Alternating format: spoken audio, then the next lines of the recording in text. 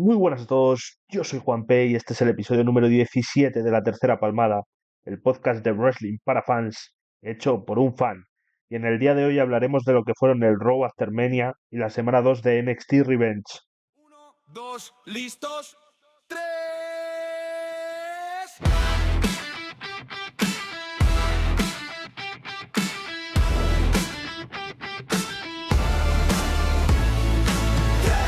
Suena la lona y se acaba, nadie se salva, nadie se escapa. Uno, dos, no hay palabra. La tercera palmada. Tres. Lo grita toda la grada, sube la tensión, cae la mirada. Cuando el conteo marca el drama. La tercera palmada. Uno, dos, tres. Bienvenidos a La Tercera Palmada.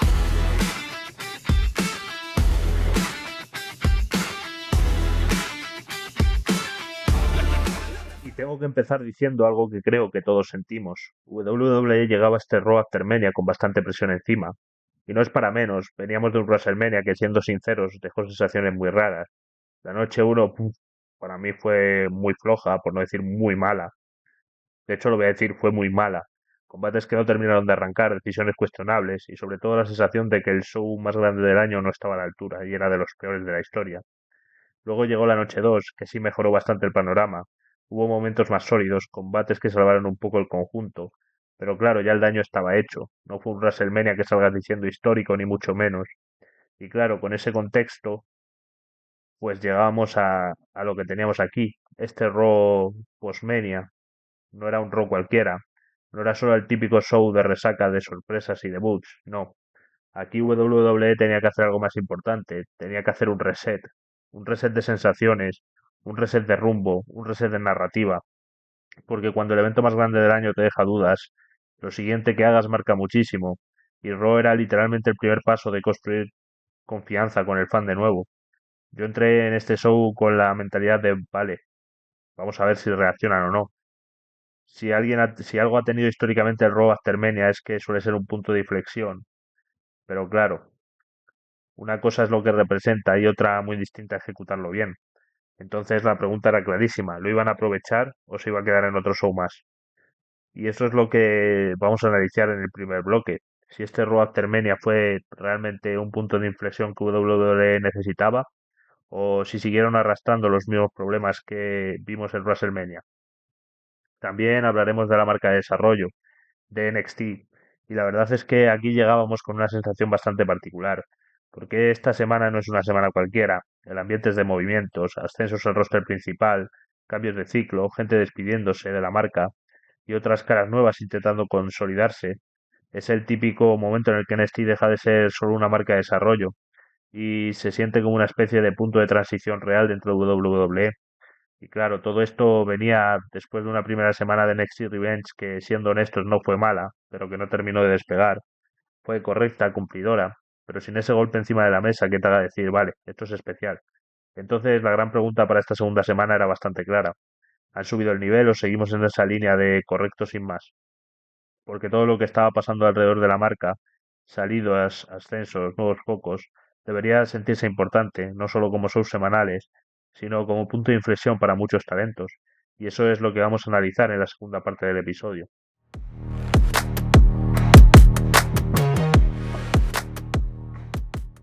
Y es que si hablamos de cómo arrancar un Raw After Mania, aquí tengo que decir que WWE esta vez sí jugó sobre seguro. Lo primero que vimos fue la aparición de Bafemi, y es que no había otra forma de empezar el show. O sea, era lo lógico. Estamos hablando probablemente de la superestrella más over de toda la empresa ahora mismo. Y no lo digo a la ligera, el nivel de conexión que tiene con el público ahora mismo es una barbaridad. Y claro, vienes de WrestleMania, donde acaba de hacer algo que en kayfabe y a nivel impacto es gigante, que es derrotar y retirar a Brock Lesnar. Y es que eso no es una victoria más, eso es un momento que te define una carrera. Entonces, ¿quién abre Raw? Pues él, blanco y en botella.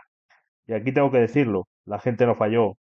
O sea, desde el segundo uno el público estaba completamente metido, coreando su nombre, como lo llevan haciendo semanas, pero aquí incluso con más fuerza. Ese típico ambiente de Raw After Mania, donde la grada quiere ser protagonista, pero en este caso no era por hacerse los graciosos, era porque realmente te compran a Blasfemia al 100%. Y eso es clave, porque muchas veces en estos shows el público intenta ponerse listo, intenta robarse el momento, pero aquí no, aquí estaban totalmente entregados al personaje, y eso para WWE es oro puro. Luego el segmento en sí es súper simple, no tiene mucho detrás, pero es que no necesitaba más. Oba intenta hablar, no le dejan, la gente sigue coreando, él suelta la frase, el gobernante ha llegado, y se va, ya está. Y sinceramente, ¿para qué más? No hacía falta un discurso largo, ni una promo épica, ni meter a nadie a interrumpir. Esto era simplemente un baño de masas, y era dejar claro que este tío es el ahora mismo. Y a otra cosa, a mí este tipo de decisiones me gustan, porque demuestran que por una vez WWE entiende el momentum, no sobreexpone, no complica algo que funciona por sí solo. Te presentan a la estrella, dejas que el público haga su trabajo y sigues con el show. Un inicio muy inteligente, muy directo y sobre todo muy efectivo para marcar el tono. Si este Raw iba de reset, empieza construyendo alrededor de lo que sí te está funcionando. Después de ese inicio potente, nos vamos directamente a la división femenina, con un combate que ya de base tenía pintaza, Io Sky y Rhea Ripley contra las Kabuki Warriors, es decir, Asuka y Kairi Sane. Pero antes del combate tenemos a Asuka soltando promo en japonés, y claro, el mensaje se capta perfectamente, aunque no lo entiendas, aparte lo hacen muy bien con los subtítulos, esto funciona perfectamente, lo he dicho muchas veces, pero básicamente está tirando dardos a Io, diciéndole que desde que se juntó con Rhea ha perdido importancia. Y aquí tengo que pararme un momento, porque es que tienes razón. Si te pones a analizarlo fríamente, Io Sky venía en una posición muy fuerte, sobre todo cuando era campeona y luego incluso con Rhea, pues siendo campeona de parejas, donde estaba al mismo nivel que ella, pero claro, cuando entras en dinámica WrestleMania, las jerarquías se hacen evidentes. Y en WWE pues pasa siempre. Si una tiene un combate importante en WrestleMania, la otra básicamente estaba para acompañar la historia. La prioridad ya se sabe cuál es, y en este caso yo ha quedado como un vehículo para potenciar lo de Rea. Y sinceramente a mí eso me da un poco de pena, porque por talento puro y yo estaría arriba del todo. Dicho esto, la historia está ahí. Tienen base. La duda es, ¿la van a desarrollar de verdad o se va a quedar en algo a medias, como tantas veces? Y ya metiéndonos en el combate, tengo que decir que fue un muy buen tag, pero bastante, por encima de lo que suele ser el estándar WWE en semanales, sin ninguna duda. Pero claro, también hay que ser justos. Con este roster, si te concentras, es difícil que salga algo malo. Tienes a Asuka, que es una veterana brutal. Tienes a Rhea, que ya sabemos lo buena que es en todos los sentidos. Y luego tienes a Io y a Kairi, que para mí, a nivel puramente in-ring, son probablemente las dos mejores luchadoras de la empresa. Entonces el resultado es el que es. Ritmo alto, spots bien ejecutados, química por todos lados, un combate que eleva el nivel del show. Y eso es importante porque ya no es solo un buen combate, es que te da esa sensación de que Raw puede ir hacia arriba después de WrestleMania. En cuanto al resultado, victoria para Io Sky y Rhea Ripley, que tiene sentido para seguir reforzando a Rhea en el momento clave, pero lo importante no se queda ahí, porque ya casi al final del show vemos ese pequeño segmento donde Io y Rhea se despiden y básicamente disuelven el equipo. Y aquí otra decisión que sinceramente me parece lógica. Rhea tiene que ir a por las cosas grandes. Todo apunta a que estará defendiendo en SmackDown. O sea, no puede estar perdida en un sitio y en otro. Y no tiene sentido mantenerla en un tag team. Se separan, sin dramas, sin traiciones, algo bastante limpio que a veces se agradece. Y justo después tiene un pequeño detalle que WWE deja caer. Rhea se cruza con Liv Morgan, intercambian un par de palabras y te dejan una semillita plantada. No te dicen nada, pero piensas que puede haber algo en el futuro. Y es lo bueno, porque pequeños detalles abren caminos sin necesidad de sobreexplicarlo todo. Así que en conjunto me parece bastante positivo. Buena historia de base, gran combate, decisiones coherentes y varias puertas abiertas de cara a lo que viene. Y aquí es donde el sub empieza a meterse de lleno en una de las cosas que más necesitaba Raw ahora mismo. Mover la división Midcard, darle vida, caras nuevas, sobre todo dirección. Tenemos primero a Penta, campeón intercontinental, hablando con Adam Pearce sobre su defensa titular.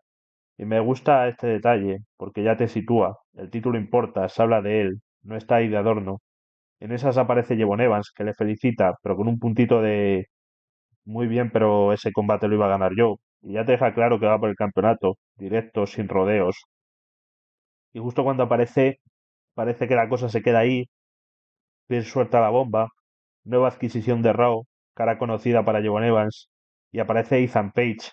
Por fin, de verdad qué ganas tenías de verlo ya en el roster principal, y además entrando directamente en Raw, en una escena importante, y no en un segmento random perdido por ahí.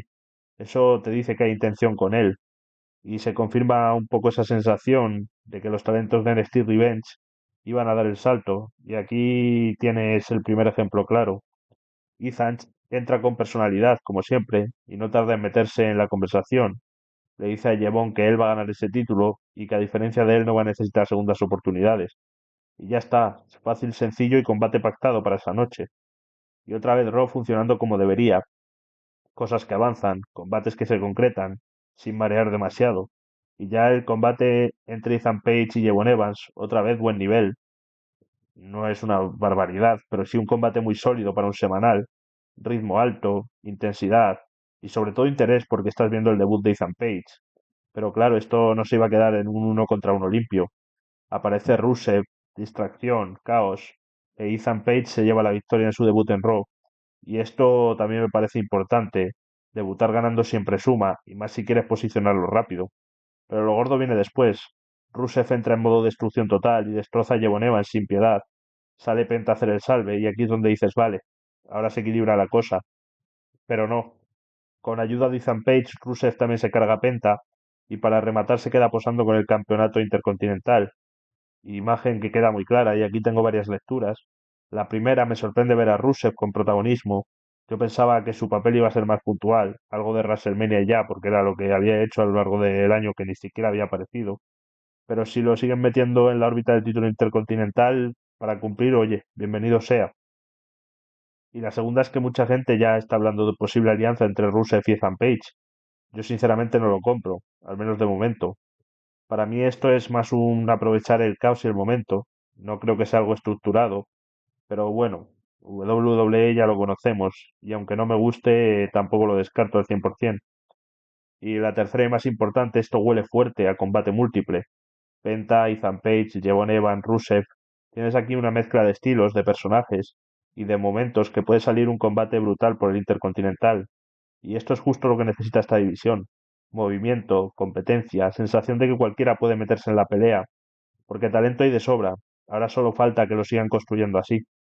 Y aquí entramos ya en uno de los segmentos más potentes del show a nivel emocional y narrativo. Aparece CM Punk después de su derrota en el main event de WrestleMania 42. Y claro, había mucha curiosidad por ver dónde iba a tirar. Y tengo que decir que la promo me sorprendió. Empieza en un tono bastante más personal de lo habitual, recordando a gente que ha perdido estos meses, no solo dentro del kayfabe, sino fuera de él, y gente de backstage, gente real de WWE.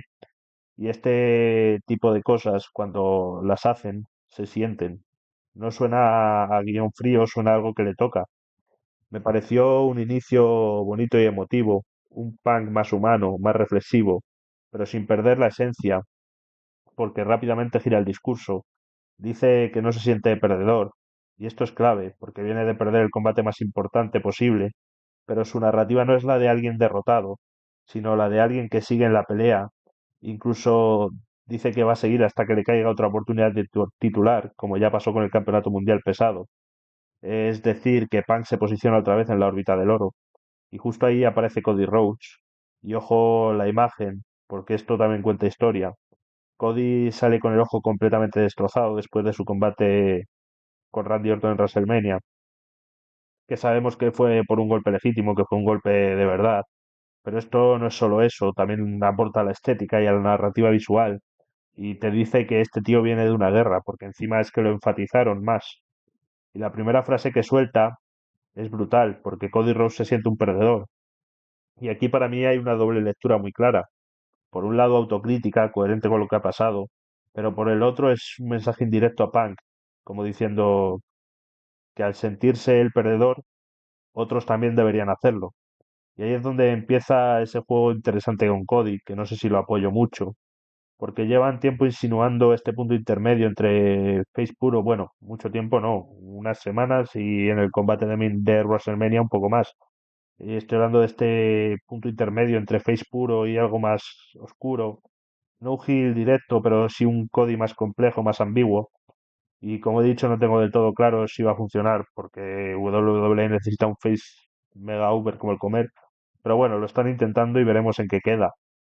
Punk por su parte no se corta, le dice que se siente así porque derrotó a un amigo.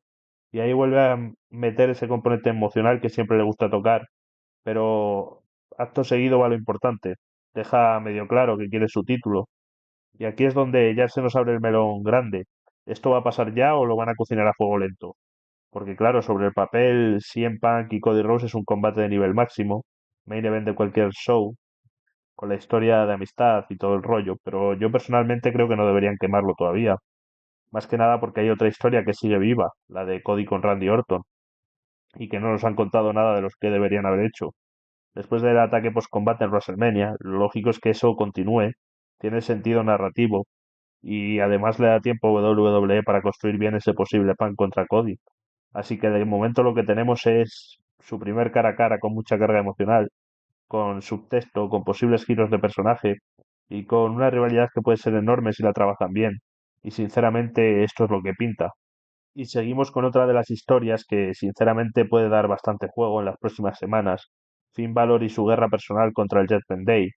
Primero nos meten en contexto con una videopromo bastante clara. Balor habla de que lo que pasó en WrestleMania, de cómo el demonio acabó con Dominic, pero deja claro que eso no es suficiente. Esto no solo va de una victoria, esto va de destruir al Judgment Day desde dentro. Y aquí es donde la promo gana peso, porque no lo plantea como una rivalidad cualquiera, lo plantea como algo personal, muy personal. Dice que el siguiente será la persona cuya traición más le dolió, porque le conoce desde sus inicios, y ese es JD McDonagh. Y claro, aquí hay historia, hay conexión.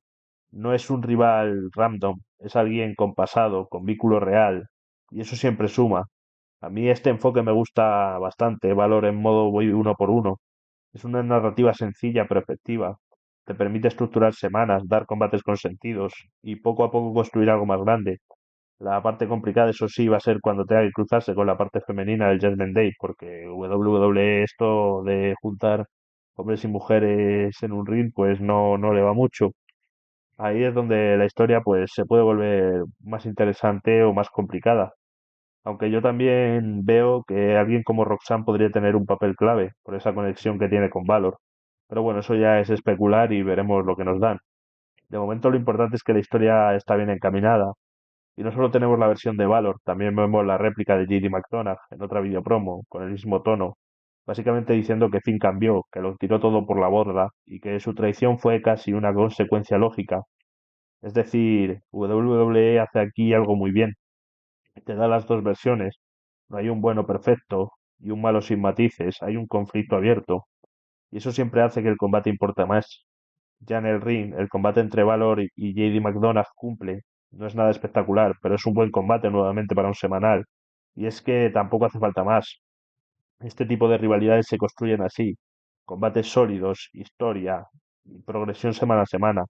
Victoria para Finn Balor que sigue avanzando en su cruzada contra el Judgment Day, pero esto no termina ahí.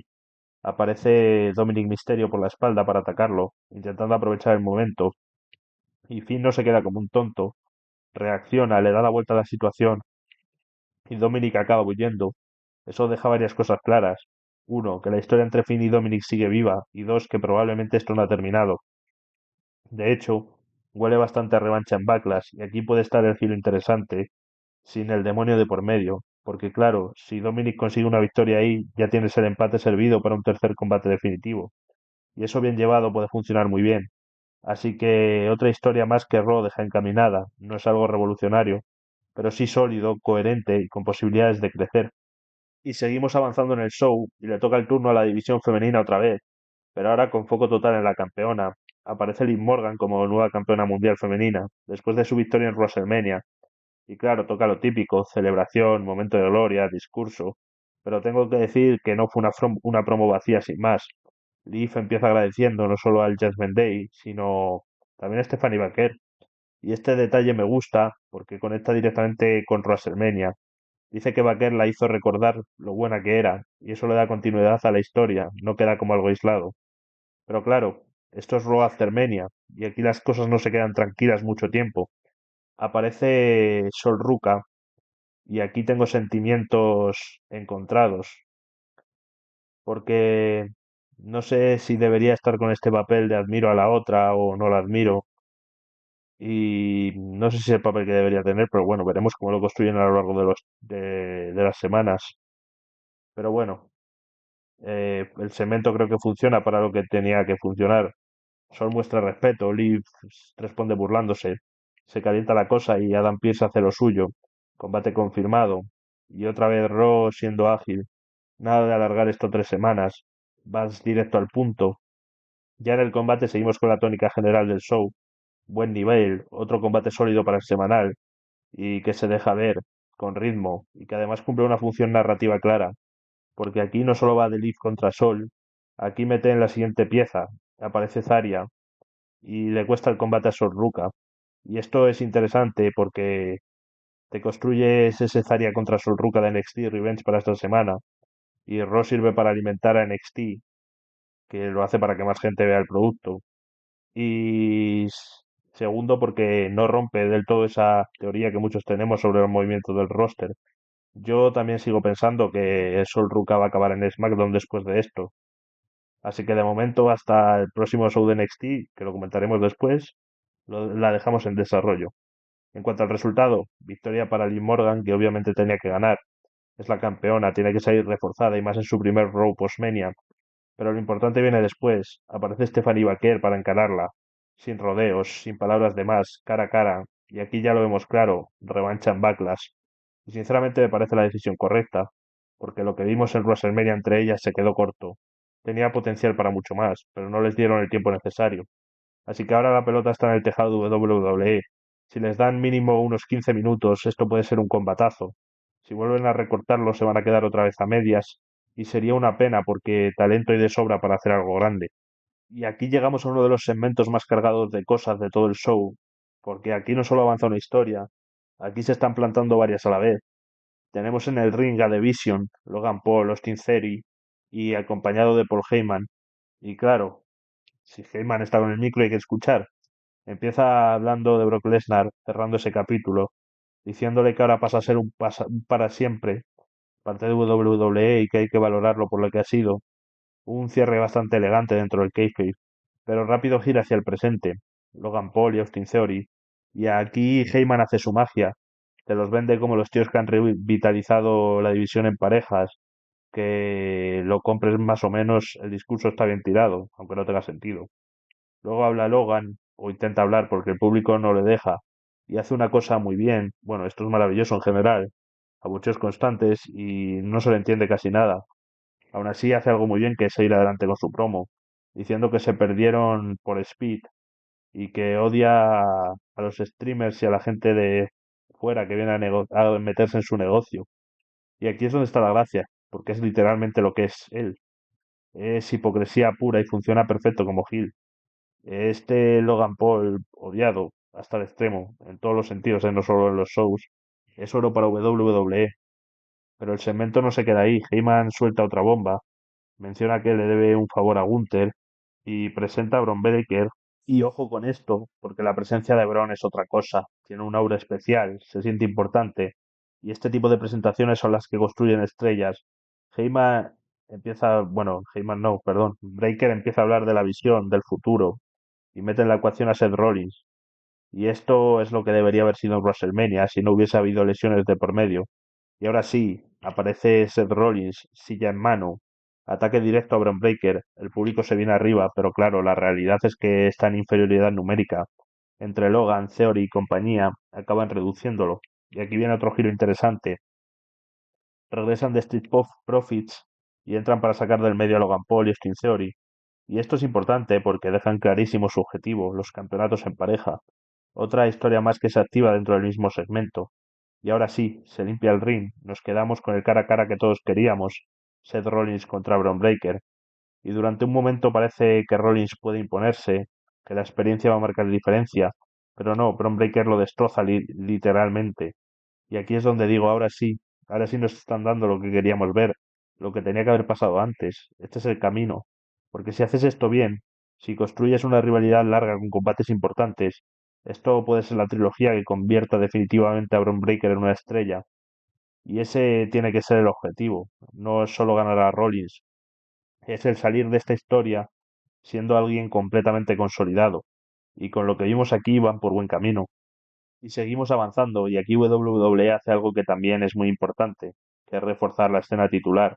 Tenemos a Gunther en backstage, siendo entrevistado después de su victoria ante Seth Rollins, y había una pregunta en el aire, que es qué pasa con Paul Heyman. Y Gunther lo deja bastante claro, no hay nada entre ellos, solo hay un favor. Además lo dice tal cual, que es algo privado, que se cobrará cuando él quiera, y no va a dar más detalles. Y esto me gusta, porque no te lo explican todo, te dejan ese misterio ahí flotando, aunque con el retiro de Brock Lesnar a saber ahora mismo lo que es. Pero bueno, es el recurso que si lo usas bien te puede dar un giro importante más adelante. Luego cambia el tono y va a lo suyo. Dice que la gente se tiene que acostumbrar otra vez a verlo con el campeonato mundial pesado en la cintura. Y esto es clave, porque posiciona a Gunther exactamente donde tiene que estar, en la cima, sin dudas, sin matices, como el estándar de la empresa. Y justo cuando termina aparece el Knight, y aquí ya sabes lo que toca, no viene a saludar. Viene a dejar claro que él tiene también el ojo puesto en ese campeonato, directo, sin rodeos, muy en su línea, y amplías el panorama de aspirantes. Ya no es solo Gunther como posible retador, también tienes otro retador con personalidad, con conexión con el público, y puede plantarle cara perfectamente. Y esto es justo lo que necesita cualquier título, competencia real. Así que en muy poco tiempo WWE te ha colocado varias piezas, Gunther, LA Knight, y viendo todo esto, el futuro del título pinta muy bien. Ahora la clave es lo de siempre, cómo lo desarrollan semana a semana. La base está ahí y es una base muy sólida. Y llegamos a uno de los puntos más importantes del show y también uno de los más debatibles. Aparece Roman Reigns y aquí tengo sentimientos encontrados, la verdad. Por un lado, la idea de tener a Roman como campeón, estando más presente, más full time durante este camino hasta el verano, me parece muy interesante porque si algo le ha faltado a sus reinados recientes y a sus apariciones en general ha sido esa constancia semana en semana. Y si ahora eso cambia para el producto va a ser muy positivo. Pero claro, viene la otra cara de la moneda. Antes de entrar al ring, Roman se cruza con los usos, les pide que entren con él, y aquí ya dices cuidado, porque cuando en el ring empieza a hablar, parece que va a centrarse en su campeonato, pero no, gira el discurso hacia ellos, les dice que pueden volver a ser fuertes, que juntos son imparables, y los usos vuelven a ponerse de su lado. Y aquí es donde a mí me chirría, porque sí, soy el primero que soy fan y dice que The Bloodline ha sido una de las mejores historias en los últimos años, pero precisamente por eso hay que saber soltarla. No puedes vivir eternamente del recuerdo, no puedes intentar recrear constantemente algo que ya tuvo su momento. Y esto me genera dudas. No digo que no pueda funcionar, pero el riesgo de sentirse repetitivo, que ya lo hacía Bloodline al final, está ahí. Ahora bien, la parte del segmento que sí me gustó y mucho fue la siguiente, porque aparece Jacob Fatu y no aparece para reconocer a Roman, no aparece para unirse, aparece para encararlo, y esto cambia completamente el tono. Fatu deja claro que no le importa ser el jefe tribal, que no va de eso, que él lo que quiere es el campeonato y también quiere todo lo que Roman tiene. Y esto es clave porque rompe con la narrativa clásica de The Bloodline. No es lealtad, no es familia, es ambición pura. Roman, por su parte, responde y le dice que lo entiende, pero que no cree que esté preparado para cargar ese peso. Y le da una semana para pensar en lo que ha dicho antes de darle una respuesta. Y esto huele clarísimo, bueno, clarísimo no, esto ya está casi seguro, que será un combate en Backlash. Y sinceramente sí me gusta esto como inicio de reinado, porque te pone un primer retador fuerte, con credibilidad, con presencia y una historia diferente. Así que en resumen, la parte de Bloodline me genera dudas, la parte de Jacob Fatu me parece un acierto. Ahora la clave va a ser el equilibrio. Si WWE se apoya demasiado en el pasado puede cansar. Si apuesta por cosas nuevas como Fatu puede salir algo muy grande. Veremos hacia dónde tiran. Y ahora sí, cerrando todo lo que ha sido este Raw After Mania, la pregunta es bastante clara. ¿Cumplió la marca roja? Y mi respuesta es sencilla, sí, cumplió. Y cumplió de verdad. Porque veníamos de un WrestleMania que deja sensaciones bastante irregulares, con una noche uno floja y una noche 2 que medio levantó el vuelo, pero sin terminar de generar esa sensación de evento redondo. Y eso ponía mucha presión encima de este Raw. Y lo importante aquí es que no solo salvó los muebles, sino que realmente se sintió como un punto de reinicio. Este Raw tuvo varias cosas que la marca necesitaba sí o sí. Por un lado, nuevas caras, movimientos importantes en el roster. Hemos visto debuts, regresos, cambios de dinámica, gente que entra en escena con intención real de quedarse. Por otro lado, historias que empiezan a tener dirección clara, ya no solo combates sueltos sin contextos, ya se empiezan a ver caminos, rivalidades titulares, las facciones, conflictos personales bien definidos, y además algo que siempre es clave, buen nivel en el ring. No fue el show perfecto, pero sí muy sólido de forma constante, y eso, en un semanal, es exactamente lo que necesitas. Lo importante de todo es la sensación general que deja el programa. Hay vida, hay movimiento, hay dirección, hay intención, y eso es lo que te hace ver luz al final del túnel después de un WrestleMania irregular. Ahora bien, no todo es perfecto. El reto real empieza ahora, porque una cosa es hacer un Raw After Mania bueno y otra muy distinta es mantener el nivel semana tras semana. El verdadero peligro aquí es el de siempre, el desvío, el perder el rumbo, el volver a historias sin desarrollo o decisiones inconsistentes después de este buen arranque. Pero si WWE es capaz de seguir esa línea, si mantiene este ritmo de construcción de historias, de mezcla entre talento nuevo y figuras establecidas, y de combates que sin ser nivel de pay-per-view cumplen y avanzan narrativa, entonces el futuro pinta muy bien. En resumen, este Raw After Mania fue un muy buen show, cumplió expectativas y sobre todo dejó la sensación de que parece que hay un plan. Ahora que queda lo más difícil, sostenerlo.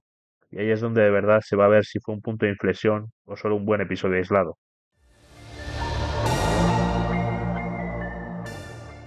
Pasamos a la marca de desarrollo y para abrir esta semana 2 de NXT Revenge, tenemos directamente combate titular. Miles Borg defendiendo el campeonato norteamericano ante Dion Lennox. Y aquí voy a ser claro, no es un combate espectacular, no es algo que vayas a recordar dentro de meses, pero tampoco lo necesita, porque su función es abrir el show, y en ese papel cumple. Es un combate correcto, con ritmo decente, sin errores grandes, y que sirve para poner en marcha esta segunda semana. A veces no hace falta reinventar la rueda, simplemente tienen que hacer bien lo básico. Y además el combate tiene ese pequeño añadido con la intervención de Dark State, intentando ayudar a Dion Lenos, pero fallando. Y esto ya te empieza a contar una historia más allá del combate en sí. Al final, victoria para Miles Borg, que retiene el campeonato. Y aquí hay que ver hacia dónde va su reinado, porque de momento está cumpliendo, pero todavía le falta ese rival, o esa historia que realmente lo eleve. Ahora sí, donde sí está lo interesante es en la derrota de Dion Lennox, porque esto no se queda en el ring. Más adelante en el show vemos a Dark State teniendo sus tensiones internas, discusión, reproches, lo típico que empieza a oler a ruptura. Y aquí entra en juego Saquon Sugars diciendo que Mr. Stone les ha dado otra oportunidad, pero no a Dion, sino a él. Y claro, esto ya es dinamita. Dion se enfada, como es lógico. Luego parece que lo arreglan, pero esto es wrestling y todos sabemos cómo va a acabar.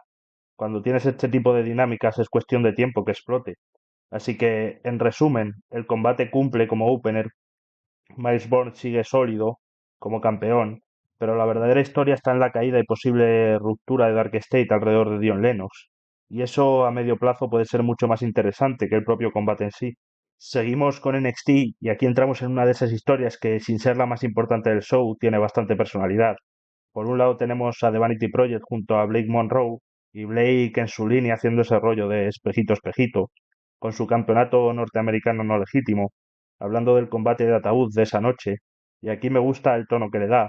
Se burla de la estipulación diciendo que solo a alguien como Tatum Paxley se le puede ocurrir algo así, tratándola de rara, de excéntrica, y eso encaja perfectamente con el personaje de Tatum. Luego tenemos ese pequeño detalle con Jason Drake diciendo que tiene una cita, que tienen que ayudar a Blake, pero Blake les permite ir a la cita y pasa completamente de ellos.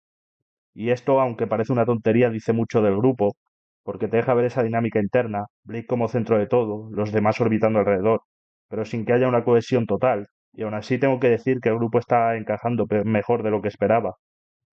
No es perfecto, pero funciona. Por otro lado, vemos a Tatum Paxley con Silo Hill, y aquí es donde la historia se pone un poco más interesante, porque Silo básicamente dice que lo de la cita es una estrategia para quitarse de en medio a The Vanity Project, es decir, no es relleno, es parte del plan. Y más adelante lo vemos, Jackson Drake se queda plantado, pero no se rinde, y ahí aparece Michael Lookwood debutando en NXT. Creo que ese es el nombre que han elegido para ella, así que no estoy seguro, he investigado un poco, pero es el nombre que he encontrado. Y ojo con esto, porque estamos hablando de una luchadora con un físico brutal, una presencia bastante potente y que puede aportar algo diferente a la división De momento lo dejan como ese primer contacto con Jackson Drake, pero claramente es una pieza que pueden desarrollar bastante. Y ahora sí, vamos al combate. Blake Monroe contra Tatum Paxley en combate de ataúdes. Y tengo que decir que me gustó, porque no se limitaron a hacer el típico combate con estipulación sin más. Jugaron bien con el concepto del ataúd, usaron objetos distintos, no los de siempre, y eso le da frescura. Y además estas dos no suelen fallar. Tienen química, entienden bien sus personajes, y eso hace que el combate funcione mejor. Al final, una victoria para Tatum Paxley, encerrando a Blake Monroe en el ataúd. Y aquí lanzo lo que yo pienso. Blake Monroe debería estar ya en el main roster, porque sí, en NXT está bien, bueno, no tan bien como debería, pero siento que su personaje puede lucir mucho más en Raw o SmackDown, donde hay más foco, más interacción y más posibilidades. Después de esto veremos si ese salto llega, pero desde luego los argumentos lo tiene, con su pasado, con su presente y con lo buena luchadora que ha demostrado ser. Seguimos avanzando en el show y aquí tenemos uno de esos combates que sabes perfectamente para qué está desde el minuto uno. Keanu Carver contra Joe Hendry. Y siendo claros, es un combate normalito, no tiene nada destacable a nivel técnico ni narrativo dentro del ring, pero tampoco lo necesita, porque esto va de una cosa muy concreta, seguir vendiendo a Keanu Carver como una bestia, y en ese sentido cumple, dominante, físico, directo, y acabando el combate de forma bastante contundente, dejando a KO a Joe Hendry con esos codazos al cuello. Es el típico final que te trata de vender que este tío no viene a jugar. Y esto es importante en NXT, porque este tipo de perfiles necesitan tiempo, repetición y consistencia. No es algo que construyas en un solo combate, pero sí con este tipo de actuaciones semana tras semana. Ahora la gran duda es si WWE va a mantener este rumbo, porque muchas veces hemos visto este tipo de inicios fuertes que luego se diluyen, pero si siguen insistiendo, Keanu Carver puede convertirse en una pieza interesante dentro de la marca, en una división masculina que lo necesita. Y luego está el otro lado de la historia, Joe Hendry, que aquí más que protagonista está claramente en modo transición, porque ya sabemos que la semana que viene estará en Raw, así que esto suena bastante a despedida de NXT. Y oye, cumple su papel, poner over a Carver y cierra su etapa en la marca de desarrollo sin mucho drama. Así que en resumen, combate sencillo, sin complicaciones, pero efectivo para lo que tenía que hacer. Construir a Keanu Carver y dar salida a Joe Hendry hacia el main roster. Y lo siguiente es NXT haciendo algo que siempre le ha funcionado muy bien, que es presentar al talento nuevo, pero haciéndolo de manera correcta y bastante bien, de hecho. Tuvimos un video package de Lizzie Rain, conocida en el circuito independiente como Rain Leverkusen. Y claro, si ya la conocías de antes, esto te hacía especial ilusión, porque el vídeo hace exactamente lo que tiene que hacer, te deja claro quién es. No se andan con medias tintas, te presentan ese look ochentero, que ya de entrada la diferencia del resto del roster. Y esto es clave, porque en NXT muchas veces cuesta destacar visualmente, y ella lo consigue desde el minuto uno. Luego está el personaje, histriónico, metalero, muy exagerado en el buen sentido, y sinceramente creo que puede encajar bien con el producto. Es algo distinto, con personalidad y que no se siente genérico. Y eso hoy en día vale muchísimo. Pero es que no es solo estética o personaje, en el ring es una luchadora más que válida, bastante sólida, con buena base. Es decir, esto no es solo personaje llamativo, también hay nivel dentro del ring, que es lo que al final te mantiene. Así que en conjunto este video package me parece un acierto total, porque no solo te presentan a alguien nuevo, te generan ganas de verla. Y esto es lo que debería hacer siempre NXT con sus debuts. Ahora toca lo importante, la semana que viene la veremos en el ring, y ahí veremos si todo esto se traduce bien, tanto en acción en combate como en el show. Pero de momento te deja muy buena impresión. Para lo siguiente tengo que ser bastante claro, y es algo que ya he dicho muchas veces, porque esto es un terreno más personal. El campeonato Speed es un campeonato que sinceramente a mí me sobra bastante. Nunca he terminado de conectar y no creo que lo haga con el concepto, ni con su relevancia dentro de esta marca. Pero claro, en este caso era la final del torneo, así que algo hay que comentar. El combate entre Alexis Skin y AK Prosper, pues bueno, lo que esperas de este tipo de formato, rápido, directo, con algún spot interesante, pero sin demasiado margen para contar una historia más profunda.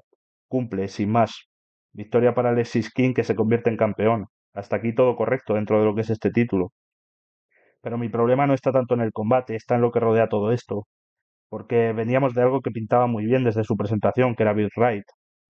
Una facción que tenía buena base, buena pinta, potencial para crecer, y de repente esto es en lo que queda todo. Sinceramente no lo entiendo, porque cuando tienes que empezar a generar interés, o lo estás empezando a generar, lo último que deberías hacer es diluirlo en algo que no tiene demasiado peso dentro del show principal. Y aquí es donde, al menos para mí, se termina de caer bastante la ilusión.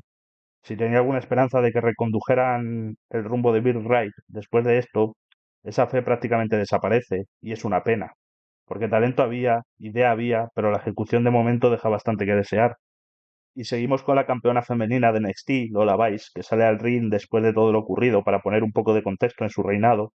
Y aquí tengo que decir que me gustó bastante lo que hizo, porque no fue la típica promo de decir que es la mejor y ya está. No, va un paso más allá, habla de lo que significa ser campeona de esta marca, del peso que conlleva, de la responsabilidad, y sobre todo hace algo que para mí es clave, eleva a sus posibles rivales, y esto parece una tontería, pero no lo es, porque cuando tú como campeona dices que hay varias luchadoras que pueden quitarte el título, que son peligrosas, que están a tu nivel, no solo las haces crecer a ellas, también te haces crecer tú, porque si luego las derrotas, tu reinado vale más. Este tipo de detalles son los que marcan la diferencia entre un reinado plano y uno que realmente construye algo alrededor. Pero claro, esto no se va a quedar solo en palabras. Aparece Easy Dame y todo apunta rápidamente a que va a ser la primera retadora. Y si entra, le deja claro lo que piensa, lo que quiere, y no tarda en pasar a la acción, ataque directo para acabar levantando el campeonato. Es un mensaje clarísimo, y sinceramente como primera rival me parece una buena elección, porque Easy Dame ha mejorado bastante en los últimos meses, se le ve más sólida, más creíble, más asentada en su personaje, y para este primer paso del reinado de Lola Vice encaja bien. No necesitas quemar grandes combates de primeras, necesitas construir, y esto va en esa línea. Así que de momento es una buena base para la división femenina, una campeona que entiende su papel, una retadora que es creíble y una historia que puede ir creciendo poco a poco. Veremos cómo la desarrollan, pero el inicio es bastante positivo. Y ahora pasamos con algo que ya he dicho muchas veces, es de mis debilidades dentro de la división femenina de NXT, y estoy hablando de Kendall Gray. Y lo vuelvo a decir claro, a nivel luchístico tiene todo lo que tiene que ser una luchadora. Base, técnica, intensidad, de esas que ves y dices, vale, aquí hay algo serio. Pero claro, en el wrestling no basta solo con ser buena en el ring. Y aquí es donde NXT ahora está haciendo algo muy bien, que es desarrollar su personaje. Con estas crónicas de Kendall Gray que empezaron la semana pasada y que siguen esta semana, están apostando por algo muy concreto, lo personal. Y sinceramente creo que es un camino correcto, porque no te están vendiendo un personaje exagerado o artificial, te están contando su historia, su pasado en la lucha amateur, cómo lo daba todo, cómo fue la primera mujer en Nevada en clasificarse a torneos masculinos, y eso ya de por sí le da un peso enorme. Pero es que además meten ese componente de adversidad, esa sensación que siempre que algo dejaba cicatriz le tocaba a ella. Y esto es clave, porque cuando tú construyes una luchadora desde algo real, desde vivencias personales, desde esfuerzo y dificultades, el público conecta mucho más. No es solo me gusta cómo lucha, es me importa lo que le pasa. Y ahí es donde marcas la diferencia, porque en el wrestling funciona mejor cuando te hace sentir algo. Y con Kendall Gray ahora mismo están haciendo justo eso.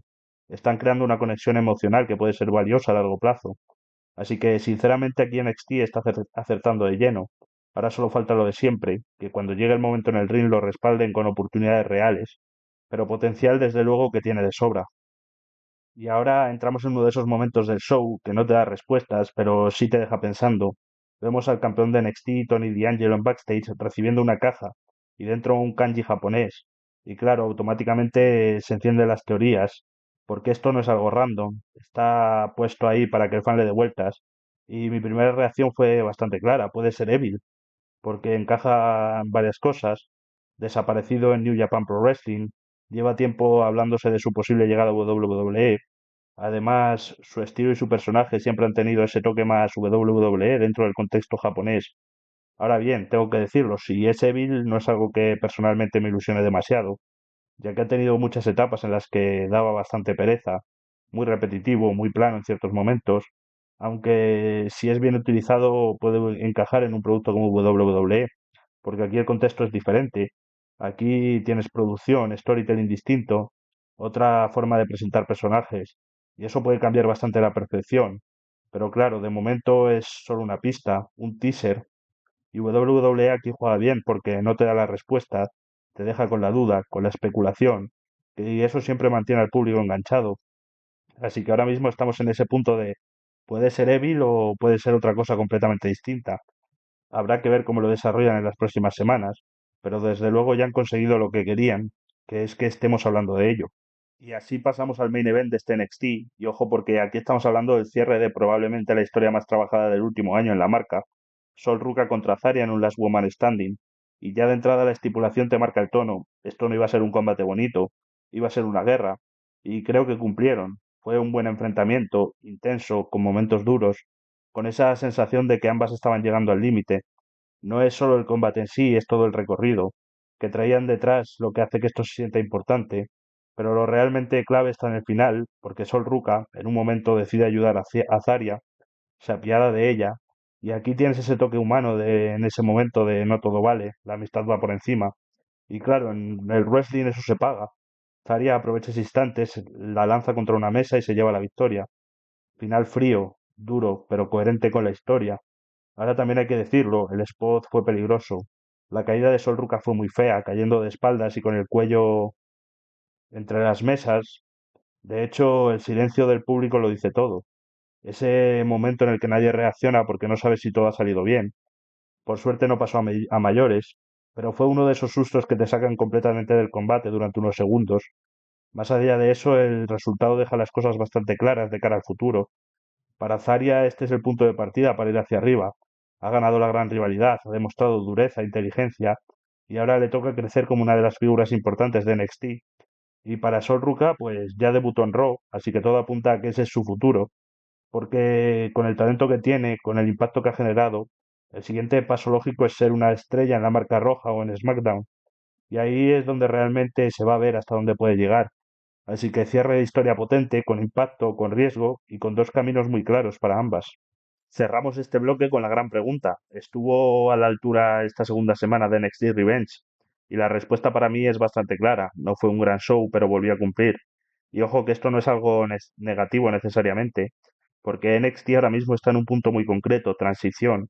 No está buscando hacer el show del año, está buscando construir el siguiente año de la marca y eso implica cosas que hemos visto claramente en este episodio. Salidas hacia el main roster, llegadas de talento nuevo y reajustes dentro del propio roster. Todo eso forma parte del ciclo natural de NXT. Y este show se sintió exactamente así, como un punto intermedio, no un clímax, sino un vale, a partir de aquí empezamos a construir lo siguiente.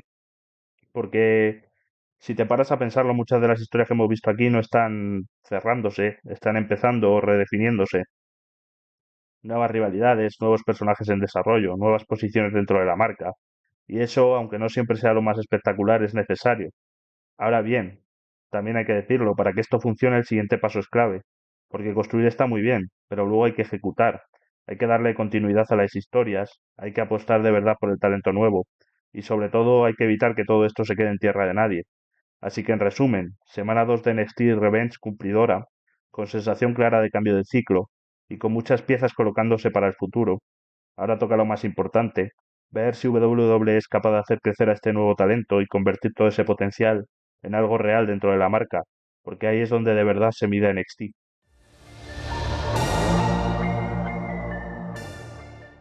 Y esto fue el análisis del Raw After Mania y de NXT Revenge semana 2 y el episodio 17 de la tercera palmada, el podcast de wrestling para fans hecho por un fan. Nos vemos en la próxima.